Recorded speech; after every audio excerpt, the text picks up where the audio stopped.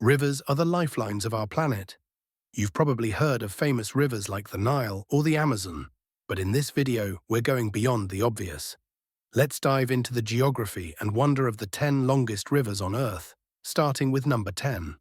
At number 10 is the Amur River, stretching 4,444 kilometers across East Asia. It begins in the mountains where Mongolia and Russia meet, formed by the joining of the Shilka and Argun rivers. For over 1,600 kilometers, it creates a natural border between Russia to the north and China to the south. But it's more than just a line on a map. It's been a key political and cultural divide for centuries. The Amur River basin is rich in wildlife, from dense forests to vast wetlands. It's fed by many tributaries, including the Songhua River from China and the Zaya and Bureya rivers from Russia. Number 9 takes us to Africa, where we meet the powerful Congo River, stretching about 4,700 kilometers. It starts as the Chambeshi River in the highlands of Zambia and soon grows into the mighty Congo.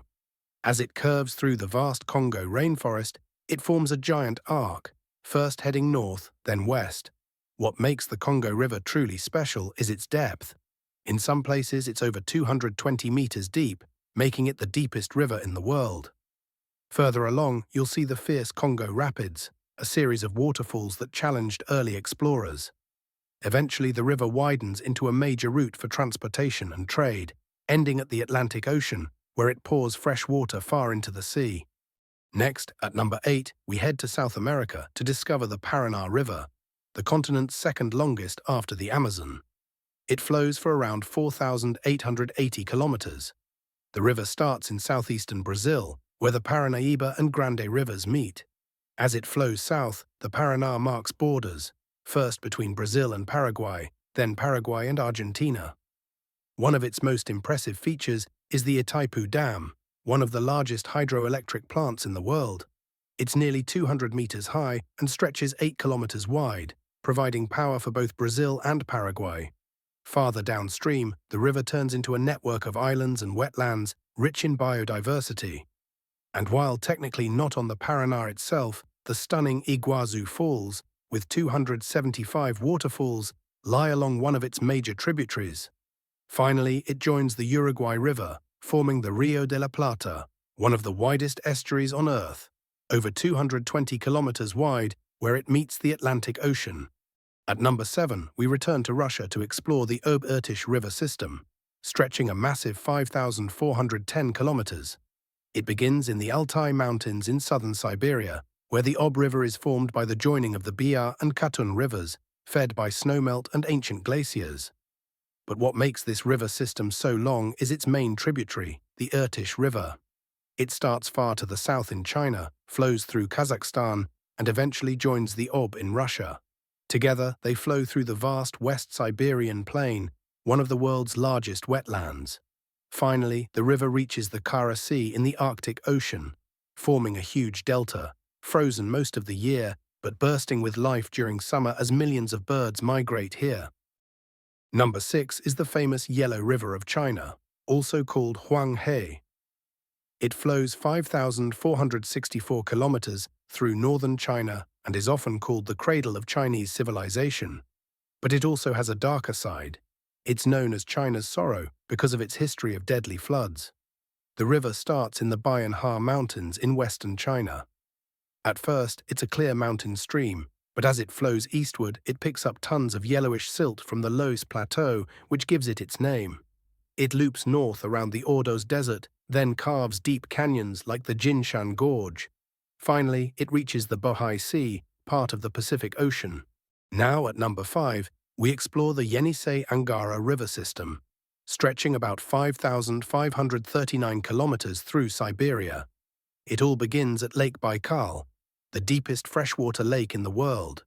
The Angara River is the only river that flows out of this lake. Even in the middle of winter, the river's headwaters never completely freeze. As it flows north, the Angara powers massive hydroelectric dams, like the Bratsk Dam, which created one of Earth's largest man-made lakes. Eventually, it joins the Yenisei River, which continues its long journey to the Arctic Ocean, ending in the Yenisei Gulf, a huge estuary that stretches 250 kilometers inland.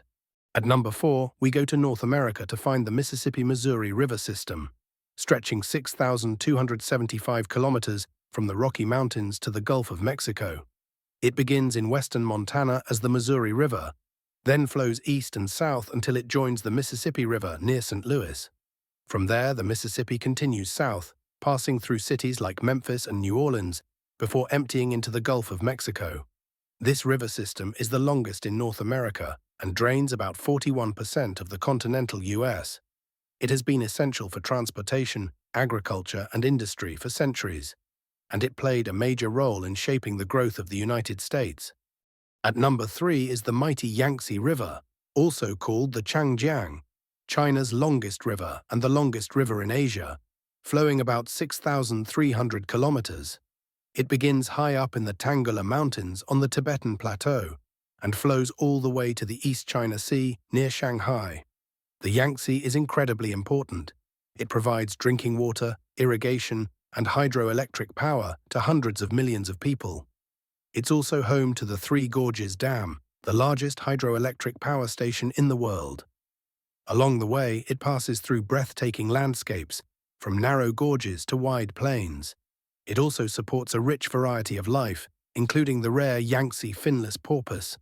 But like many major rivers, it faces problems like pollution and habitat loss, reminding us how vital it is to protect these natural giants. Now we reach number 2, the legendary Amazon River in South America. It flows through the heart of the Amazon rainforest, one of the most biodiverse places on Earth. The Amazon stretches about 6,400 kilometers, starting in the Andes Mountains of Peru and ending in the Atlantic Ocean in Brazil. What makes the Amazon truly unique is its volume. It carries more water than any other river on Earth, more than the next 7 largest rivers combined. During the rainy season, it can grow to over 190 kilometers wide. It also has more than 1,100 tributaries, including major ones like the Madeira and Negro rivers. The Amazon basin is home to thousands of species, from jaguars to pink dolphins, and even isolated indigenous tribes. But despite its size and beauty, the region faces threats like deforestation and climate change. Finally, at number 1, we arrive at the Nile River, which flows an incredible 6,650 kilometers, making it the longest river in the world. The Nile has 2 main sources: the White Nile, which starts at Lake Victoria in East Africa, and the Blue Nile, which begins in the Ethiopian highlands. They meet near Khartoum, the capital of Sudan, and together they flow northward through Egypt, ending in the Mediterranean Sea. The Nile has been called the lifeblood of Egypt. For thousands of years, it made farming possible in the desert, and it shaped one of the world's oldest civilizations. Even today, the Nile supports more than 300 million people who live along its banks. Its delta is a lush green area of farms and cities in an otherwise dry region. The Nile's legacy is vast, running through history, culture, and the future of Africa's water resources. From icy Siberia to the Amazon rainforest, from the African deserts to China's bustling plains, rivers connect our world in incredible ways.